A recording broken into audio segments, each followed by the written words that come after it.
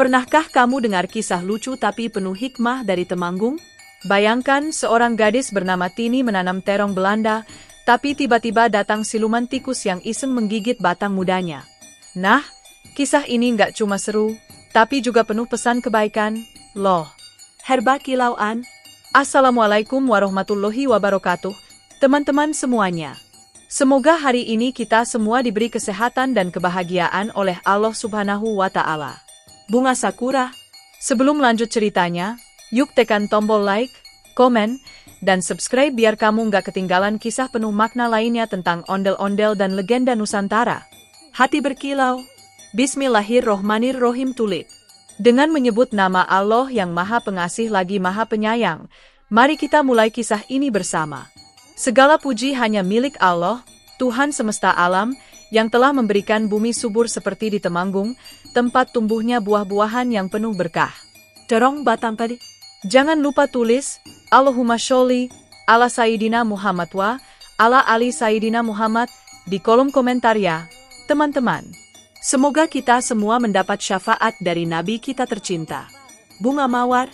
Yuk, kita sama-sama jadi orang yang bertakwa kepada Allah, selalu bersyukur atas nikmat sekecil apapun, termasuk nikmat bisa bercocok tanam seperti Tini hari itu. Pembibitan. Allah berfirman dalam surat Ibrahim ayat 7. Jika kamu bersyukur, niscaya aku akan menambah nikmat kepadamu. Nah, artinya kalau kita rajin bersyukur seperti Tini, Allah bakal kasih berkah yang lebih banyak lagi. Matahari dengan awan kecil 2. Tulis di kolom komentar ya, teman-teman, kalian berasal dari mana? Dan tonton videonya sampai selesai, karena di akhir nanti ada pertanyaan berhadiah. Kado terbungkus. Hadiahnya akan disampaikan di bagian penutup video. Jadi jangan di-skip, ya. Mata kilauan. Di kaki Gunung Sindoro yang berdiri megah di Temanggung, hidup seorang gadis muda bernama Tini, seorang anak desa yang terkenal rajin, lembut, dan penuh rasa syukur. Setiap pagi sebelum matahari benar-benar menampakkan diri dari balik punggung gunung, Tini sudah bangun, mencuci wajahnya dengan air sumur yang dingin menyegarkan, lalu mengenakan caping anyaman bambu buatan ayahnya yang kini sudah tiada. Langkah kakinya ringan menyusuri jalan setapak yang masih diselimuti embun, menuju kebun kecil peninggalan keluarga yang terhampar di lereng hijau penuh tanaman dan aroma tanah basah yang menenangkan. Udara di pagi hari itu sejuk, bahkan sedikit menggigit kulit. Namun bagi Tini, kesejukan itu bukanlah gangguan, melainkan tanda kasih dari Allah kepada para petani yang setia menjaga bumi. Di sisi kanan jalan, terlihat hamparan teh hijau yang berkilau tertimpa sinar lembut matahari, sementara di sisi kiri terdapat pohon kopi yang mulai berbunga, memancarkan aroma khas yang menenangkan hati. Burung-burung kecil berkicau bersahutan di antara ranting, seperti paduan suara alam yang mengiringi langkahnya. Tini tersenyum. Ia percaya, setiap suara alam adalah zikir, setiap tiupan angin adalah salam dari Sang Pencipta. Sampai di kebunnya, Tini menaruh keranjang berisi bibit terong Belanda, buah yang menjadi kebanggaan Temanggung karena rasanya segar dan warnanya yang merah keunguan memikat. Ia jongkok, menatap barisan tanah gembur yang siap ditanami. Bismillah, bisiknya pelan, lalu ia mulai menggali lubang kecil dengan tangan mungilnya.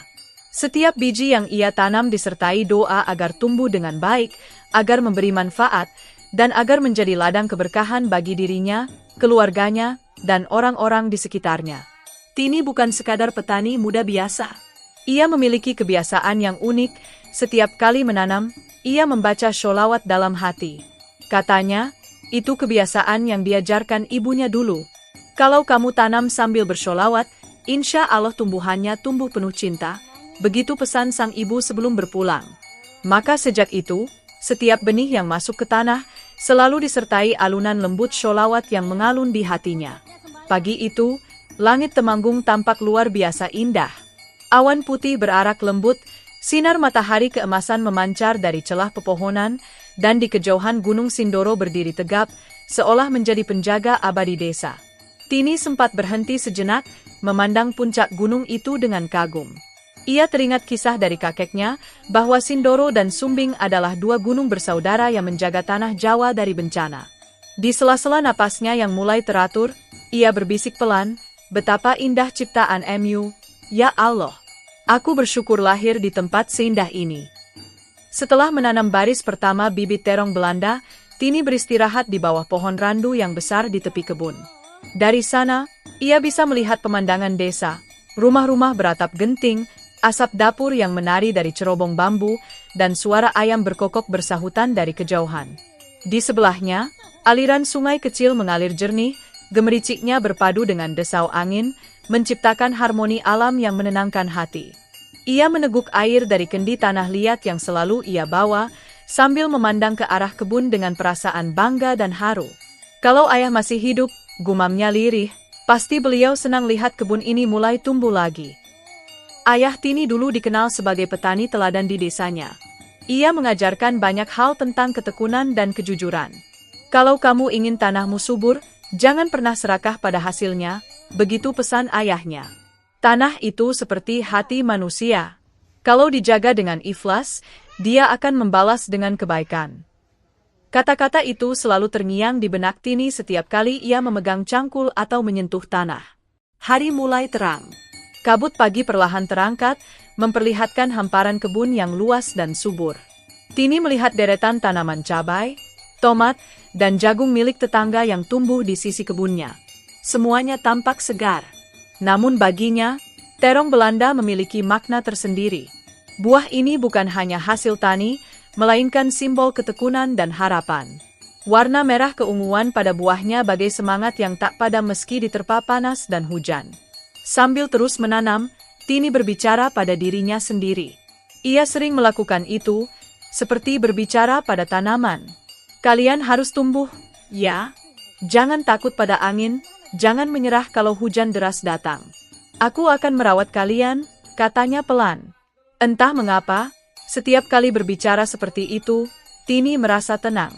Seolah tanaman-tanamannya mendengarkan dan menjawab dengan lembut melalui gemerisik daun yang bergetar diterpa angin. Waktu berjalan perlahan. Cahaya matahari mulai menghangatkan tanah. Di kejauhan, suara azan duha dari surau desa menggema lembut, mengingatkan Tini untuk berhenti sejenak. Ia duduk di atas tikar pandan yang ia bawa, lalu menengadahkan tangan. Alhamdulillah, ucapnya dengan lirih. Terima kasih, ya Allah, sudah memberi hari yang cerah dan hati yang tenang. Tini lalu melanjutkan pekerjaannya. Ia membersihkan gulma di sela tanaman, menata irigasi sederhana dari bambu, dan memastikan tidak ada hama yang bersembunyi di balik daun. Ia tahu, merawat tanaman bukan sekadar pekerjaan, tapi juga ibadah. Ia bekerja dengan hati, bukan karena ingin dipuji, tapi karena ia yakin Allah melihat setiap usaha hambanya, sekecil apapun itu. Siang mulai mendekat, tapi hawa di lereng Gunung Sindoro tetap sejuk. Angin lembut bertiup, membawa aroma bunga kopi dan tanah basah. Tini menatap ke arah gunung sekali lagi, lalu menunduk penuh syukur. Gunung ini seperti guru, katanya dalam hati. Tegak, tenang, tapi penuh kehidupan di dalamnya. Seekor burung kutilang hinggap di dekatnya, membawa ranting kecil di paruhnya. Tini tersenyum. Kamu juga kerja keras, ya? Ucapnya sambil tertawa kecil. Ia merasa seperti sedang berbagi semangat dengan seluruh makhluk di sekitarnya. Setiap hembusan angin, setiap kicauan burung, setiap gemericik air sungai, semuanya terasa seperti sahabat yang menyemangatinya untuk terus berbuat baik. Tak jauh dari kebun, terdengar suara anak-anak yang sedang bermain. Mereka berlari di antara ladang sambil tertawa-tawa, sesekali melambaikan tangan ke arah Tini. Mbak Tini, kebunnya tambah luas, ya, teriak salah satu dari mereka. Tini melambaikan tangan sambil tersenyum, doain biar hasilnya bagus, ya, jawabnya riang. Anak-anak itu tertawa dan kembali bermain, meninggalkan jejak kecil di tanah lembut yang baru disiram embun. Waktu terus berjalan. Di bawah sinar matahari yang semakin tinggi, kebun itu tampak hidup.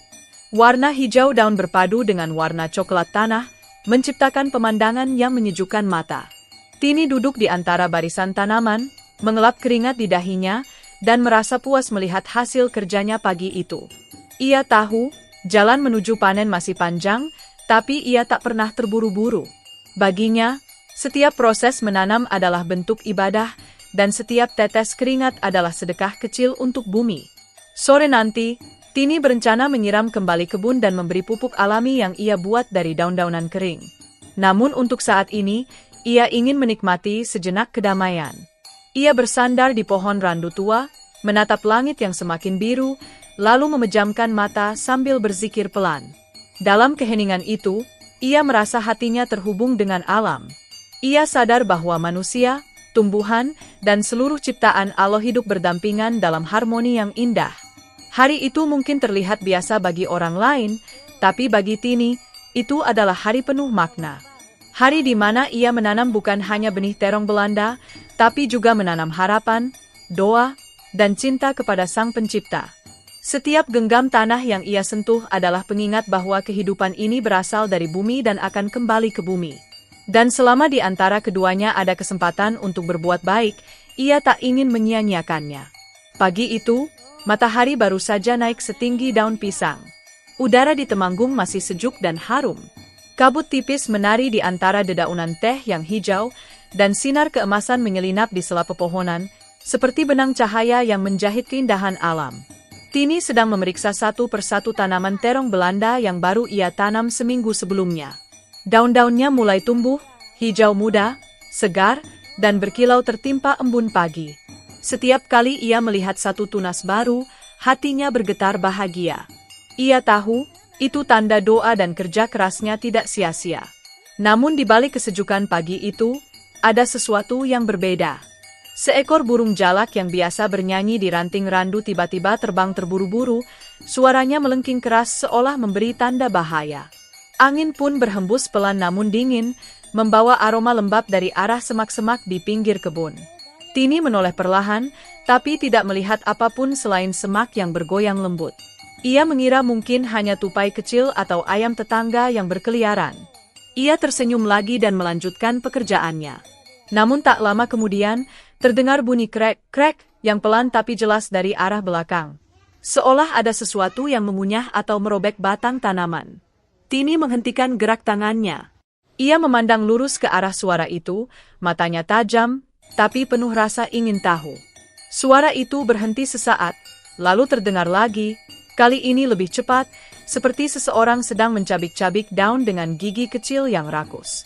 Dari balik semak yang mulai bergoyang, muncullah sesuatu yang tak pernah ia lihat sebelumnya. Seekor tikus berwarna putih keperakan, matanya merah menyala seperti bara api, bulunya bersinar lembut saat terkena cahaya matahari. Namun yang membuat Tini tertegun adalah auranya, bukan seperti hewan biasa. Tubuhnya tampak sedikit tembus cahaya, seperti kabut yang memiliki bentuk. Setiap kali ia melangkah, daun-daun di sekitarnya mengerut seolah kehilangan kehidupan. Tini mundur satu langkah. Hatinya bergetar, bukan karena takut, tapi karena takjub. Ia tahu kisah tentang siluman hewan sering diceritakan orang tua di desanya, makhluk yang dulu pernah hidup di dunia nyata, tapi karena sifat buruknya atau karena kutukan, mereka berubah menjadi roh pengganggu yang terjebak antara dunia manusia dan alam gaib. Biasanya mereka muncul di tempat-tempat yang masih alami, di ladang, sungai, atau hutan bambu. Siluman tikus putih itu mendekat pelan. Tatapannya tajam namun kosong, seolah tak punya rasa selain keinginan untuk menggigit dan merusak. Ia melompat kecil ke arah salah satu batang muda terong Belanda yang baru tumbuh setinggi sejengkal. Dengan cepat, giginya yang runcing menggigit batang itu hingga patah. Batang kecil itu layu seketika, airnya menetes seperti air mata. Tini terkejut, spontan berucap, "Astagfirullah." Tangannya refleks ingin mengusir, tapi langkah kakinya terhenti. Ia menatap siluman tikus itu dalam-dalam. Ada sesuatu yang aneh, di balik wajah licik makhluk itu, tampak sekelebat kesedihan. Tini menarik napas panjang, mencoba menenangkan diri. Ia tidak ingin gegabah. "Kenapa kamu melakukan itu, tikus kecil?" ucapnya pelan, suaranya lembut seperti angin pagi. Siluman itu berhenti menggigit, menoleh perlahan, lalu menatap Tini. Sekilas matanya berkilat merah lebih terang, lalu berubah redup. Ia tidak menjawab, hanya menggeram kecil dan mundur sedikit. Dari tubuhnya keluar asap tipis berwarna putih keabu-abuan, seperti uap dari air yang sedang mendidih. Tini tahu, makhluk di depannya bukan hewan biasa. Tapi ia juga tahu bahwa setiap makhluk, bahkan yang jahat sekalipun, diciptakan Allah untuk sebuah tujuan. Mungkin siluman itu datang bukan untuk merusak, melainkan untuk memuji. Ia teringat pesan ibunya dulu, kalau ada yang aneh di kebun, jangan langsung marah. Bisa jadi itu cara Allah menguji kesabaranmu. Tini mengelus dadanya, menarik napas panjang, lalu tersenyum kecil. Mungkin ini ujian kecil dari Allah, katanya lirih. Ia menatap batang terong yang patah, memungutnya dengan lembut, lalu menaruhnya di telapak tangan. Tidak apa-apa, nanti aku tanam lagi. Sementara itu, siluman tikus putih itu berdiri diam, seolah bingung. Ia terbiasa melihat manusia marah, berteriak, bahkan melempar batu setiap kali ia muncul. Tapi gadis muda di depannya ini tidak menunjukkan rasa benci. Malah tersenyum dengan tenang, seakan memaafkan. Dalam tatapan Tini, tidak ada ketakutan, hanya ketulusan dan sedikit rasa iba. Angin kembali bertiup lembut. Daun-daun bergoyang pelan, seolah ikut menenangkan suasana. Tini duduk di tanah, tangannya masih memegang batang terong yang rusak. Ia menatap langit biru yang mulai cerah. Ya Allah, bisiknya pelan, kalau engkau izinkan, tolong lindungi kebunku dari gangguan makhluk yang tidak terlihat.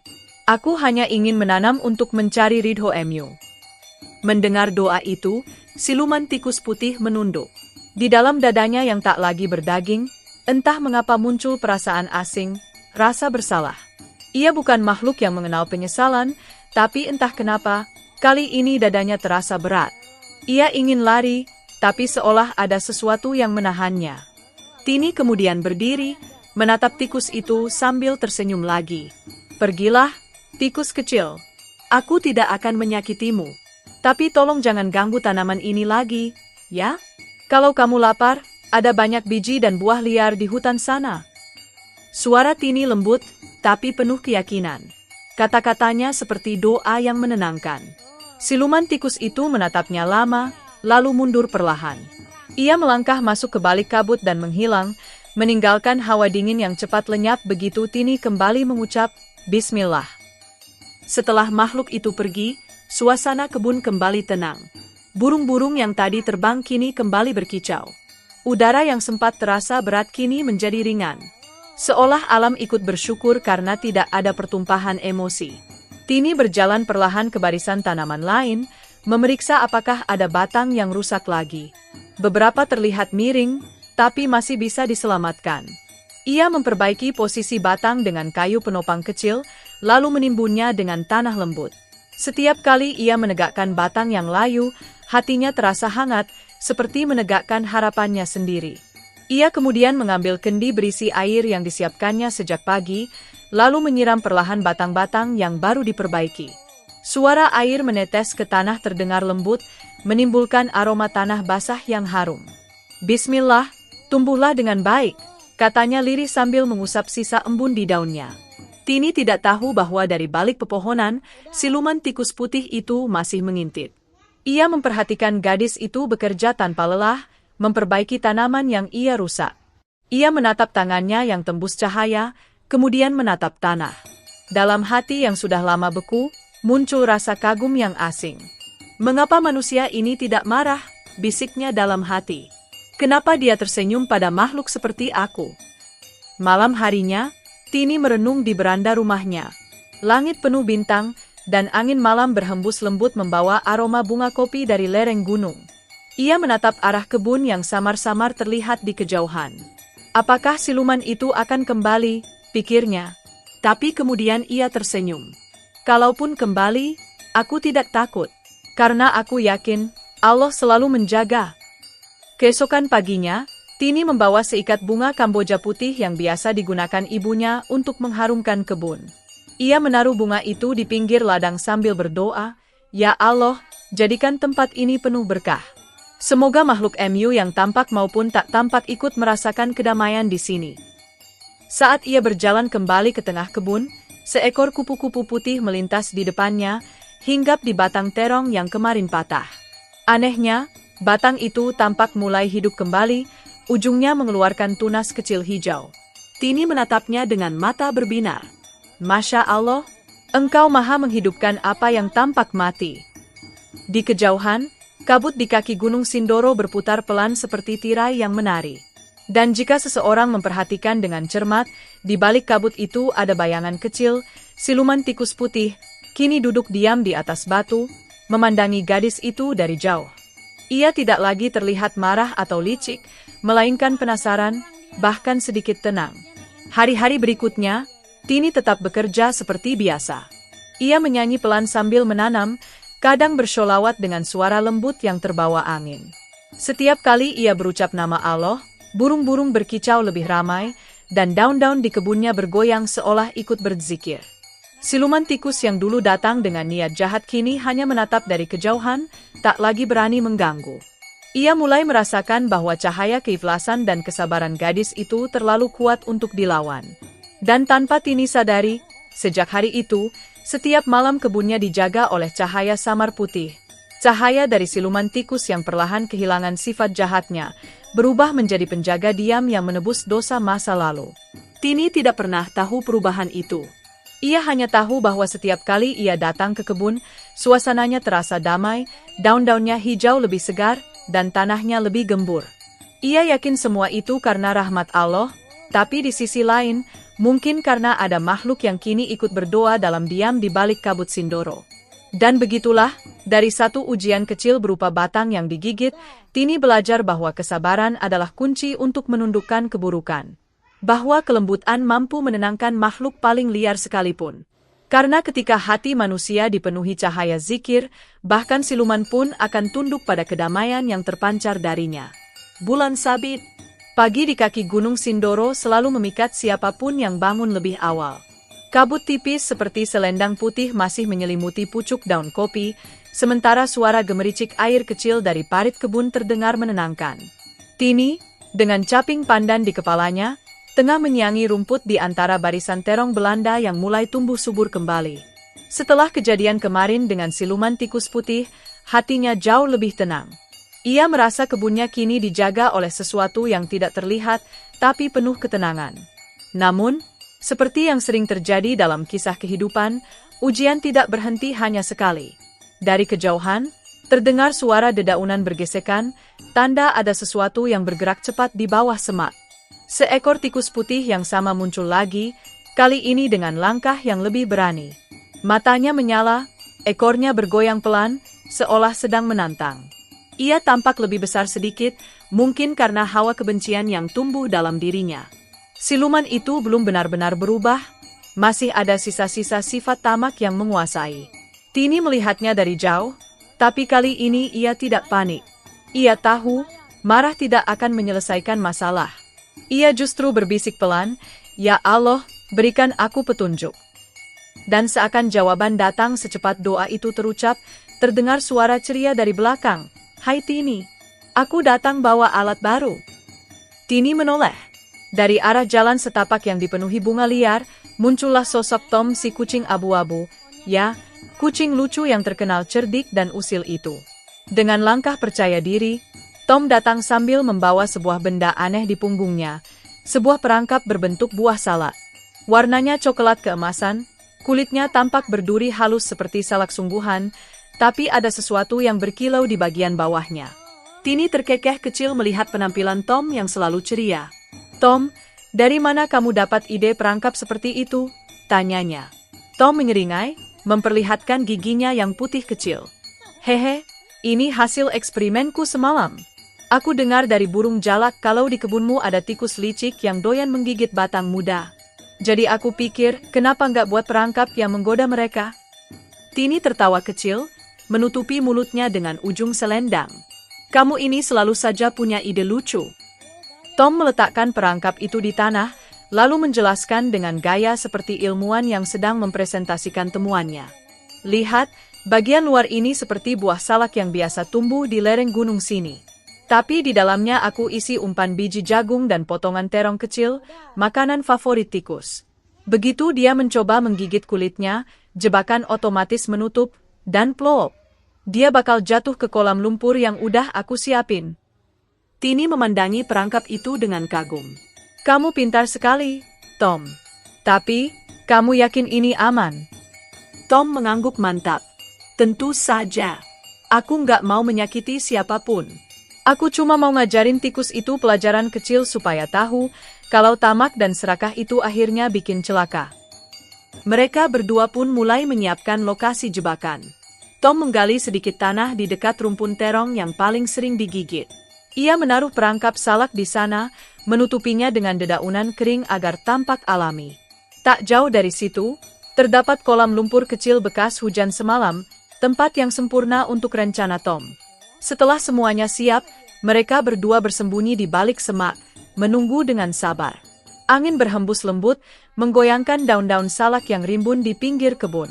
Tini menatap Tom dengan tatapan lucu. "Kamu yakin dia bakal datang?"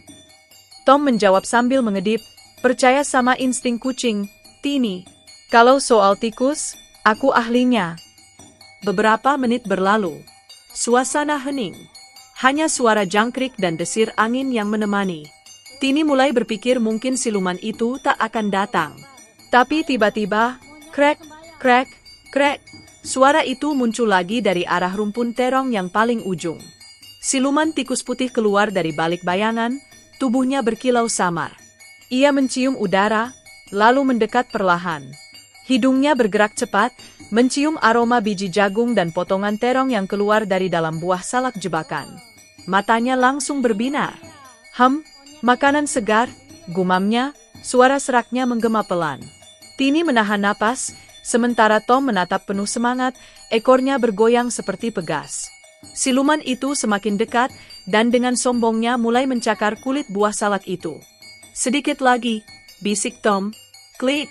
Seketika bagian bawah jebakan terbuka seperti pintu rahasia, dan tanpa sempat bereaksi, bruk! Siluman tikus putih itu terjatuh langsung ke kolam lumpur di bawahnya. Lumpur kecoklatan itu muncrat tinggi, mengenai dedaunan dan bahkan sedikit mengenai wajah Tom. "Buahaha!" Tawa Tom meledak seketika.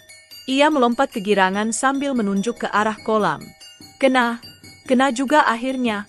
Itu baru namanya karma instan." Tini yang menonton dari balik semak tak bisa menahan tawa. Ia menutup mulutnya dengan kedua tangan, bahunya berguncang. "Astaga, Tom, kamu ini lucu sekali," katanya sambil terpingkal-pingkal. Siluman tikus berusaha bangkit dari lumpur. Tapi setiap kali mencoba, kakinya terpeleset lagi. Lumpur itu licin dan dalam, membuat tubuhnya yang ringan seperti kabut terus terperosok. Ia berteriak, tapi suaranya lebih terdengar seperti erangan marah yang kehilangan wibawa. Tom berjongkok di tepi kolam sambil berkata, "Nah, rasain tuh. Udah aku bilang, jangan ganggu tanaman orang. Lihat akibatnya kalau suka tamak." Tini yang masih tertawa akhirnya mendekat, tapi dengan sikap lembut. Ia melihat tikus itu terengah, tubuhnya belepotan lumpur. "Kasihan juga, Tom. Jangan terlalu keras, ya. Dia juga makhluk ciptaan Allah," katanya pelan. Tom mendengus tapi tetap tersenyum. "Iya deh, iya. Aku cuma mau kasih pelajaran. Nggak akan aku apa-apain." Mendengar itu, Tini mengambil gayung bambu kecil dan menciduk air dari ember, lalu menyiram perlahan ke arah kolam. Lumpur yang menempel di tubuh tikus mulai luntur sedikit demi sedikit. Siluman itu menatap Tini dengan tatapan bingung. Ia tak menyangka bahwa setelah membuat kerusakan dan bahkan mencoba mencuri hasil panen, gadis itu masih mau menolongnya. "Kenapa kamu menolongku?" tanya siluman itu dengan suara lirih, hampir tak terdengar. Tini tersenyum lembut. "Karena Allah menyuruh kita berbuat baik, bahkan kepada yang pernah menyakiti. Mungkin kamu cuma salah jalan. Semua makhluk bisa berubah, asal mau." Kata-kata itu membuat suasana tiba-tiba hening. Angin yang tadi berembus kini berhenti sejenak. Cahaya matahari menembus sela-sela daun, jatuh tepat di wajah Tini yang tenang. Siluman tikus itu menunduk, seolah malu.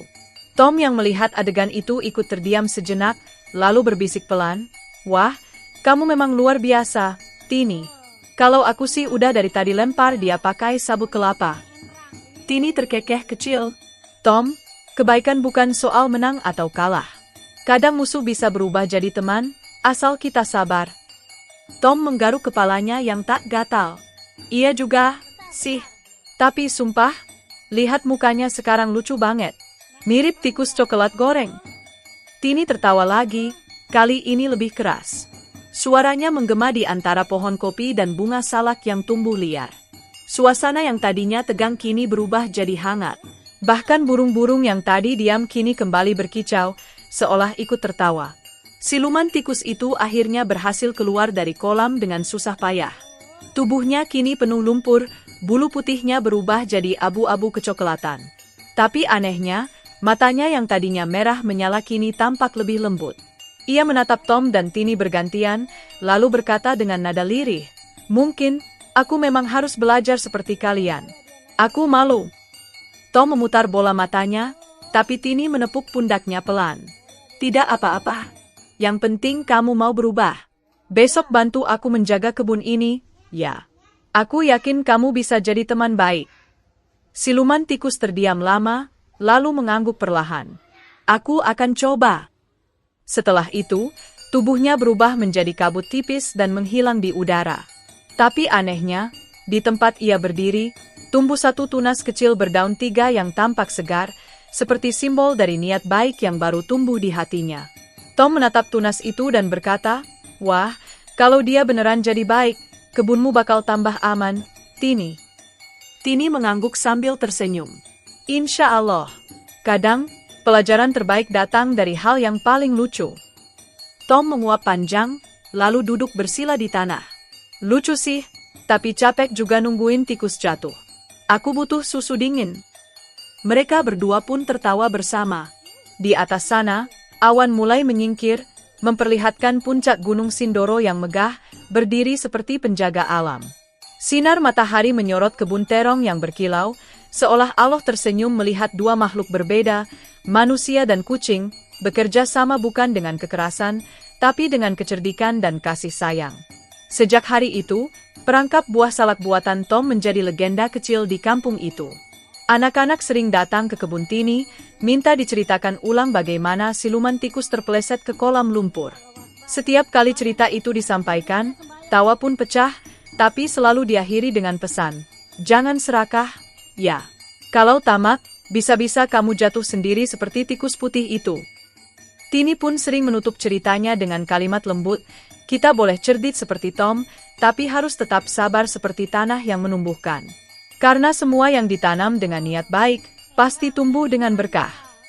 Dan di malam-malam tenang setelah kejadian itu, jika seseorang lewat di dekat kebun Tini, kadang terdengar suara tawa kecil bercampur suara kucing menguap, lalu bayangan putih samar melintas di atas tanaman, mungkin itu siluman tikus yang kini berubah menjadi penjaga lucu kebun Temanggung. Bulan sabit. Matahari siang mulai condong ke barat, menyinari kebun Tini yang tampak seperti taman kecil surga di lereng Gunung Sindoro. Setelah kejadian lucu pagi tadi, suasana di kebun itu berubah, bukan hanya hangat, tapi juga penuh tawa. Angin gunung berhembus lembut, membawa aroma tanah basah, bunga kopi, dan daun terong muda yang baru tumbuh. Alam seperti ikut tersenyum bersama Tini dan Tom, dua sahabat tak terduga yang baru saja menaklukkan siluman tikus dengan cara yang cerdas dan penuh kasih. Tini menatap kebunnya dengan mata berbinar. Di tangannya, masih ada sedikit lumpur sisa menanam ulang batang terong Belanda yang sempat rusak. Tapi lumpur itu kini seperti tanda kemenangan kecil, bukan kekacauan. Ia tersenyum lebar, menepuk-nepuk tanah di sekeliling batang muda itu. "Bertumbuhlah baik-baik, ya. Aku janji bakal jagain kalian," bisiknya lembut. Tom, si kucing abu-abu, berguling di atas tanah sambil menguap. "Kamu ini manusia paling sabar yang pernah aku temui, Tini. Aku aja kalau diserang tikus kayak gitu, udah aku kejar sampai ke gua," katanya sambil menatap langit biru. Tini tertawa pelan. "Kalau kamu marah terus, nanti hatimu jadi keras kayak batu, Tom. Aku cuma mau damai. Tanaman juga suka ketenangan." Tom menatapnya lama, lalu tertawa kucing khasnya. "Hehe, kamu memang gak biasa. Tapi aku suka caramu berpikir. Dunia ini butuh lebih banyak manusia kayak kamu." Belum sempat Tini menjawab, tiba-tiba dari arah perkampungan terdengar suara gamelan yang lembut. Dung, tak, dung tak, dung tak dung dung. Suara itu semakin lama semakin jelas, berpadu dengan hembusan angin yang membawa aroma dupa dan bunga melati. Tini menoleh ke arah suara itu. "Kamu dengar, Tom?" bisiknya. Tom bangkit dan mengendus udara. "Iya, tapi sepertinya itu bukan musik biasa." Dari balik kabut tipis yang melingkari jalan desa, tampak dua sosok besar perlahan muncul. Mereka tinggi, berwarna mencolok, dengan wajah khas berlukis merah dan biru. Itulah ondel-ondel, ikon Betawi yang dikenal membawa sukacita dan mengusir hal-hal buruk. Tubuh mereka bergerak perlahan tapi pasti, menari mengikuti irama gamelan yang entah datang dari mana. Mata Tini membesar, bukan karena takut, tapi karena kagum. "Masya Allah, indah sekali," serunya. Ondel-ondel merah menatap ke arahnya, lalu melambaikan tangan besar dari bambu dan kain warna-warni itu. Setiap langkahnya menimbulkan bunyi khas dari gelang logam yang tergantung di pergelangan tangannya. Kling, kling, kling. Sementara ondel-ondel biru, yang berwajah lembut dan bersenyum, membawa sebuah keranjang anyaman bambu berisi berbagai buah segar, mangga, pepaya, jambu, bahkan beberapa terong Belanda yang tampak baru dipetik. Warna ungu terong itu memantulkan cahaya sore, membuatnya terlihat seperti permata di antara buah lainnya. Tini mendekat perlahan, hatinya berdebar. Tom bersembunyi di belakangnya, meski rasa ingin tahunya besar. "Kamu yakin mereka nggak berbahaya?" bisiknya. Tini tersenyum. "Ondel-ondel itu bukan makhluk jahat, Tom. Mereka pelindung, penjaga kampung, simbol sukacita dan rasa syukur." Tom mengintip dari balik kakinya. Tapi yang satu merah itu mukanya serem juga, Tini." Ondel-ondel merah mendengar itu, lalu tertawa, suaranya dalam, tapi bersahabat. "Jangan takut, kucing cerdas. Aku hanya terlihat tegas karena tugasku mengusir hal-hal buruk." Tom langsung kaget, bulunya berdiri. "Wah, dia bisa bicara?" Ondel-ondel biru menimpali dengan suara lembut, "Kami datang karena mendengar suara tawa kalian." Di Temanggung, tawa yang tulus memanggil semangat baik dari alam. Ia kemudian menundukkan kepala, mempersembahkan keranjang buah kepada Tini. "Ini hadiah kecil dari kebun para penjaga bumi. Semoga menjadi berkah." Tini menerima keranjang itu dengan rasa haru. "Terima kasih, aku nggak tahu harus berkata apa. Tapi kenapa kalian datang ke sini?" Ondel-ondel biru menjawab, "Kami datang untuk menghibur dan memberkati kebunmu. Kami tahu tanah ini telah kau rawat dengan hati yang ikhlas, bahkan kepada makhluk yang menyakitimu. Itulah alasan kenapa alam menari bersamamu hari ini." Tini menunduk, air matanya berkilau. Ia tak pernah menyangka perbuatannya yang kecil bisa memanggil kehadiran makhluk-makhluk penuh cahaya. Ia tahu, ini bukan kebetulan, ini tanda bahwa Allah menurunkan rahmat melalui perantara alam dan budaya. Tom, yang kini lebih tenang, mendekati ondel-ondel merah. "Jadi, kalian bukan cuma boneka bambu besar?" tanyanya polos. Ondel-ondel merah tertawa kecil. "Bukan, kucing. Kami adalah simbol kehidupan yang menari di antara manusia dan dunia gaib. Kami menari untuk mengingatkan manusia bahwa kebahagiaan harus disebar, bukan disimpan sendiri." Mendadak, dari kejauhan, terdengar tawa lembut yang sangat unik, bukan manusia, bukan pula ondel-ondel. Tawa itu ringan, seperti gemerincing lonceng kecil yang berputar di udara. Dari balik pepohonan, muncul sinar putih keperakan. Cahaya itu berputar, membentuk wujud seekor kelinci bercahaya dengan mata bening dan telinga panjang yang bergetar lembut. "Hah? Hantu kelinci?" seru Tom sambil mundur beberapa langkah. Namun Tini justru menatapnya dengan takjub. "Subhanallah, indah sekali." Hantu kelinci itu melompat-lompat riang, setiap pijakannya meninggalkan bekas cahaya kecil di tanah. Dari giginya yang mungil, tergigit seikat terong Belanda segar. Di punggungnya tergantung keranjang kecil berisi buah-buahan yang baru dipetik, warnanya ungu mengilap, seolah masih mengandung embun pagi. "Assalamualaikum," sapa sang hantu kelinci dengan nada ceria. "Aku dengar hari ini kebun kalian jadi tempat paling bahagia di Temanggung, jadi aku datang membawa sedikit hadiah cahaya." Suara kelinci itu jernih dan manis, membuat Tom yang tadinya takut jadi tertawa kecil. "Wah, ternyata kamu nggak menyeramkan sama sekali." Kelinci itu menatap Tom dengan mata berbinar. "Aku nggak suka menakuti siapapun. Tugasku membawa tawa dan menumbuhkan harapan di tempat yang pernah diselimuti gelap. Setiap kali manusia tertawa dengan hati bersih, cahayaku jadi semakin terang." Tini menatapnya dengan kagum. "Kamu berasal dari mana, hantu kelinci?" Kelinci itu berputar 1 kali di udara, meninggalkan jejak cahaya seperti bintang jatuh. Aku adalah roh penjaga ladang dari masa lampau. Dulu aku pernah jadi kelinci biasa yang hidup di sini. Tapi saat petani pertama menanam terong Belanda dan bersyukur kepada Allah atas hasil panen, aku berubah menjadi cahaya penjaga agar kebun ini selalu subur. Mendengar itu, Tini menunduk dengan rasa haru yang dalam. Berarti kamu datang karena rasa syukur. Betul, jawab kelinci itu sambil tersenyum. Syukur yang tulus memanggil kebaikan dari segala penjuru.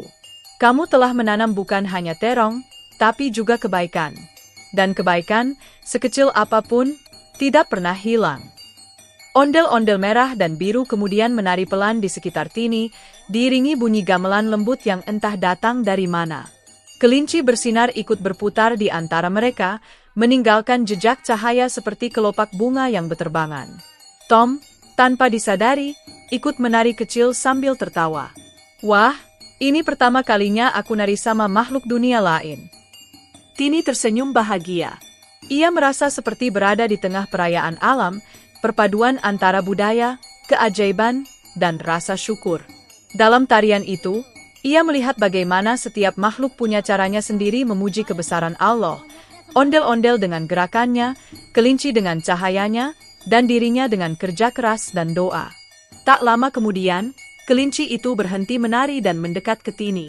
Ia meletakkan keranjang kecil berisi terong Belanda di pangkuannya. Ini untukmu. Tanam di kebunmu, dan setiap kali kau memanen, ucapkan hamdalah. Karena dari satu rasa syukur, akan tumbuh ribuan nikmat baru. Tini memegang keranjang itu erat.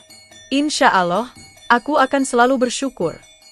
Kelinci itu menunduk hormat, lalu perlahan tubuhnya berubah menjadi partikel cahaya yang naik ke udara, berputar di antara dedaunan.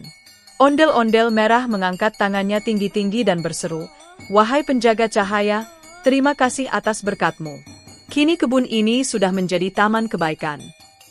Ondel-ondel biru menambahkan, "Tini, ingatlah, selama kamu menanam dengan hati bersih dan niat baik, seluruh alam akan menari bersamamu." Gamelan berhenti. Suasana menjadi hening tapi hangat. Angin gunung berembus lembut, membawa aroma buah dan tanah yang diberkahi. Langit sore kini memerah keemasan, seolah ikut menunduk menghormati keajaiban yang baru saja terjadi. Tom duduk di tanah, menatap ondel-ondel yang kini perlahan berjalan kembali ke arah kampung. "Hei, kalian mau kemana?" teriaknya. Ondel-ondel merah menoleh sambil tertawa, "Tugas kami sudah selesai. Tapi kalau kamu dan Tini terus menjaga kebaikan di hati, kami akan selalu menari di sini, walau tak terlihat." Tini melambaikan tangan. "Terima kasih atas semua yang kalian bawa. Semoga langkah kalian selalu dalam lindungan Allah." Keduanya mengangguk, lalu perlahan tubuh mereka memudar bersama kabut sore, meninggalkan keranjang buah yang masih tersisa di dekat Tini, bukti bahwa kejadian tadi bukan sekadar mimpi. Tini menatap keranjang itu dengan senyum yang tak lekang. "Lihat, Tom. Buah dari alam, hasil dari kebaikan."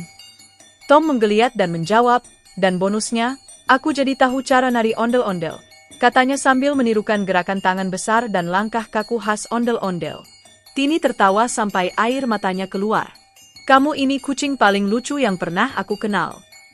Dan di bawah sinar matahari sore yang mulai turun, tawa mereka berpadu dengan cahaya yang masih tersisa dari hantu kelinci. Di antara dedaunan dan bunga-bunga salak yang bergoyang pelan, kebun Tini tampak bercahaya, bukan hanya karena matahari, tapi karena doa, kebaikan, dan tawa yang tulus dari hati. Malam nanti, warga kampung akan bercerita bahwa di kebun kecil di Temanggung, ondel-ondel dan hantu kelinci pernah menari bersama. Tapi bagi Tini, yang terpenting bukanlah keajaibannya, melainkan pelajarannya, bahwa kebahagiaan sejati tumbuh dari hati yang bersyukur dan tangan yang tak berhenti menanam kebaikan. Bulan sabit. Keesokan paginya, udara di Temanggung terasa lebih sejuk dari biasanya. Kabut tipis masih menari di atas tanah lembab, sementara cahaya matahari menembus dedaunan seperti benang-benang emas yang lembut. Di tengah kabut itu, tampak sosok Tini berdiri di kebunnya.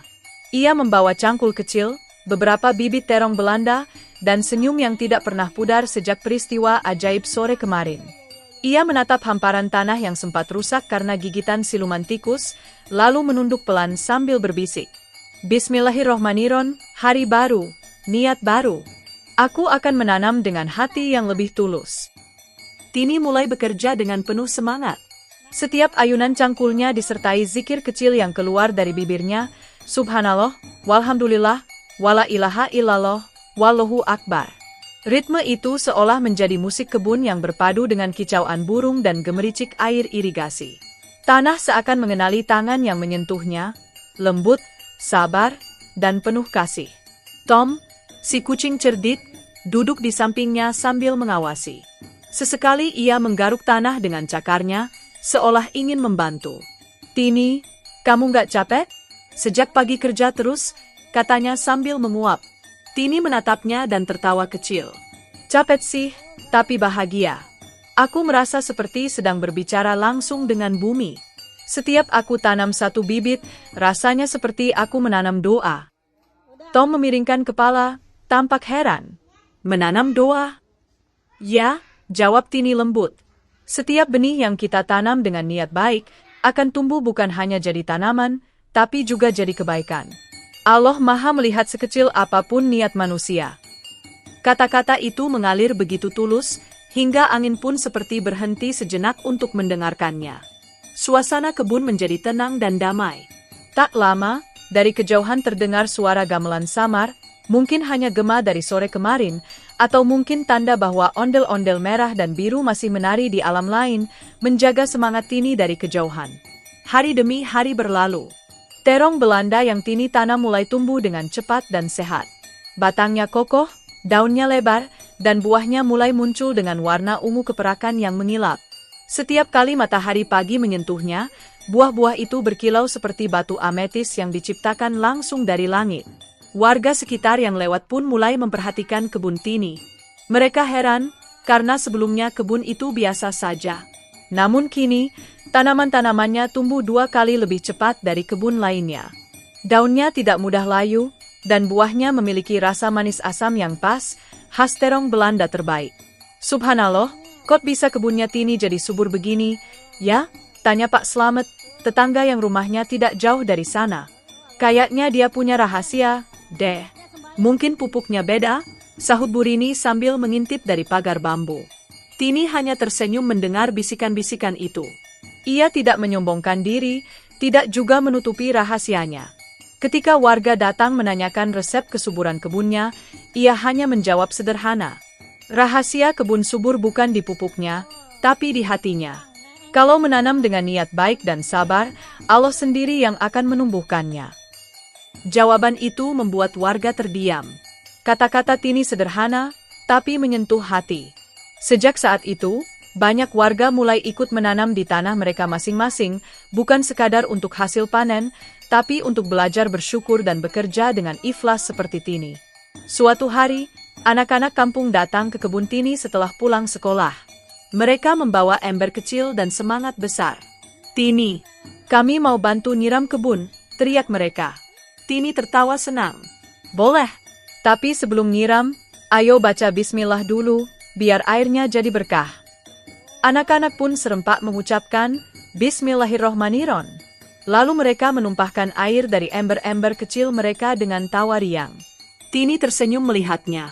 Begitu caranya menjaga bumi. Dengan hati yang bahagia. Tom mengangguk puas. Kamu nggak cuma menanam terong, Tini. Kamu menanam semangat baru di hati orang-orang. Dan benar saja, dari hari ke hari, kebun Tini menjadi tempat yang ramai dan menyenangkan. Setiap sore, warga datang membantu, membawa bibit baru, atau sekadar duduk di pematang sambil menikmati pemandangan. Mereka mulai menanam bersama, saling berbagi hasil panen, dan tak lagi saling iri. Kebun itu pun berubah menjadi taman harapan bagi seluruh desa. Orang-orang menyebutnya kebun cahaya Temanggung. Karena setiap pagi dan sore, sinar matahari di sana terlihat lebih terang dari tempat lain. Banyak yang percaya itu karena hantu kelinci bersinar yang pernah muncul masih menjaga tempat itu. Bahkan, beberapa orang mengaku melihat sekilas sosok ondel-ondel merah dan biru menari di kejauhan setiap kali ada hujan pertama di musim tanam. Suara gamelan lembut kadang terdengar samar di antara kabut, membuat suasana semakin sakral. Tapi tak ada yang takut, semua justru merasa tenang, karena mereka tahu itu tanda keberkahan. Kisah tentang Tini dan kebunnya pun menyebar ke seluruh Temanggung, lalu ke Magelang, Wonosobo, hingga Yogyakarta. Petani dari berbagai daerah datang ingin melihat langsung kebun legendaris itu. Mereka penasaran bagaimana mungkin seorang gadis muda bisa menumbuhkan terong Belanda seindah itu tanpa pupuk kimia, tanpa alat modern, hanya dengan doa dan ketulusan. Suatu hari, seorang cendekiawan tua dari pesantren Gunung Sumbing datang berkunjung. Ia melihat kebun Tini dengan mata teduh, lalu berkata, "Anakku, engkau telah memahami rahasia terbesar dari bertani, yaitu tawakal. Tanaman bukan hanya tumbuh dari tanah, tapi juga dari niat dan kesabaran. Itulah ilmu yang lebih tinggi dari sekadar ilmu bercocok tanam." Tini menunduk penuh hormat. "Saya hanya melakukan apa yang saya bisa, Kiai. Sisanya saya serahkan kepada Allah." Kiai itu tersenyum bijak. "Dan itulah sebabnya Allah memberkahimu lebih dari sekadar panen. Engkau panen keikhlasan." Setelah itu, Tini mulai diminta menjadi pembicara di berbagai dusun untuk mengajarkan cara bercocok tanam dengan hati. Ia tak pernah sombong, selalu berbicara dengan rendah hati. "Kalau mau tanaman tumbuh baik," katanya, "siramilah bukan hanya dengan air, tapi juga dengan doa dan kasih sayang." Setiap kalimatnya sederhana, tapi mengandung makna dalam. Orang-orang mulai mengingatnya bukan sekadar sebagai petani, tapi sebagai pelita kebajikan di lereng Sindoro. Anak-anak yang dulu bermain di kebunnya kini sudah dewasa, tapi mereka masih sering datang membawa anak-anak mereka sendiri, berkata, "Lihat, Nak, disinilah tempat ajaib di mana ondel-ondel menari, hantu kelinci bersinar, dan seorang gadis bernama Tini mengajarkan kita arti syukur." Kebun itu kini dipenuhi bunga liar berwarna ungu dan putih. Burung-burung bersarang di antara ranting, dan kupu-kupu berterbangan setiap pagi. Di pojok kebun, masih berdiri keranjang bambu tua peninggalan ondel-ondel biru. Meski sudah pudar warnanya, aromanya masih harum seperti pertama kali diberikan. Setiap kali Tini menatapnya, hatinya bergetar. "Ini bukan sekadar kebun," katanya dalam hati, "ini saksi bahwa kebaikan tidak pernah sia-sia." Suatu sore, ketika matahari mulai turun dan langit berubah jingga keemasan, Tini duduk di bawah pohon alpukat sambil membaca Al-Quran kecil yang selalu ia bawa. Angin sore berembus lembut, membawa aroma bunga dan tanah basah. Tom tidur di pangkuannya, mendengkur pelan. Tini berhenti sejenak pada satu ayat, "Fa inna ma'al usri yusro." Karena sesungguhnya bersama kesulitan ada kemudahan. Ia tersenyum dan berkata lirih, "Benar ya, Allah. Dulu aku diuji dengan tikus yang menggigit tanamanku. Tapi engkau ganti dengan kebahagiaan yang lebih besar. Engkau tunjukkan bahwa setiap sabar membawa cahaya." Ia menutup musyafnya perlahan, menatap langit sore yang mulai bergradasi ungu, warna yang sama dengan buah terong Belanda yang ia tanam. Warna yang kini menjadi simbol keberkahan dan ketulusan. "Terima kasih, Allah," bisiknya, "telah mengajarkanku bahwa keajaiban bukan datang dari hal besar, tapi dari hati yang tidak menyerah." Malam tiba. Bulan naik tinggi di langit Temanggung. Suara jangkrik mulai terdengar bersahutan. Dari kejauhan, samar-samar, seolah ada cahaya kecil berkelip di antara kebun. Mungkin hanya pantulan bulan di buah terong, atau mungkin cahaya dari hantu kelinci bersinar yang masih menjaga. Dan di antara kabut malam, terdengar suara gamelan lembut seperti lagu penutup sebuah pertunjukan wayang. Dung tak dung tak dung, tak dung tak. Ondel-ondel merah dan biru mungkin sudah kembali ke dunia mereka, tapi semangatnya tetap hidup di hati warga Temanggung. Sejak hari itu, kisah Tini dan kebun terong Belanda menjadi legenda turun-temurun. Diceritakan di malam-malam dingin di depan tungku, diajarkan kepada anak-anak sebagai pelajaran tentang ketulusan, kesabaran, dan kerja keras yang membawa berkah dari Allah. Orang-orang percaya, siapapun yang menanam dengan hati ikhlas seperti Tini, akan selalu dijaga oleh makhluk baik, baik itu ondel-ondel, hantu kelinci, atau malaikat yang diutus Allah untuk menebar rahmat di bumi. Dan di setiap panen, Tini selalu mengumandangkan hamdalah dengan air mata haru. "Alhamdulillah, engkau tidak pernah meninggalkan hamba MU yang sabar." Bulan sabit pesan abadi dari kisah ini.